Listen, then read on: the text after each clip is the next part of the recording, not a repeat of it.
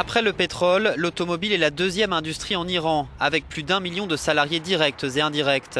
L'Iran était l'un des 12 principaux constructeurs automobiles au monde, mais très vite, avec les sanctions, la qualité des produits a chuté et la pénurie de pièces détachées a commencé à se faire sentir. Avec la levée prochaine des sanctions, on s'attend à une hausse des ventes qui devrait dépasser le million de véhicules neufs par an à partir de 2017 pour dépasser les 2 millions à partir de 2020. Il n'y aura pas d'effet immédiat. Je sais qu'Iran Khodro et Peugeot mènent des négociations constructives et d'autres usines iraniennes avec Renault. Cependant, nous ne pouvons qu'importer des nouveaux produits de ces compagnies. Aucune des deux ne va faire de nouveaux investissements en Iran. L'accord sur le nucléaire à peine signé, des délégations européennes se sont précipitées à Téhéran. Peugeot pourrait bien payer pour la position trop intransigeante de la France dans les négociations nucléaires, aux dépens d'un autre partenaire, l'Allemagne.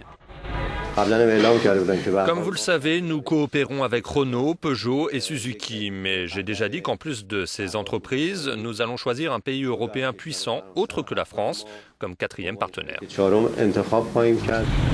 Avec les sanctions, la demande en véhicules neufs a chuté, mais l'annonce de l'accord de Vienne en juillet n'a pas fait remonter les ventes, bien au contraire. Les Iraniens attendent désormais la baisse des prix entraînée par la levée des sanctions qui devrait débuter au printemps 2016.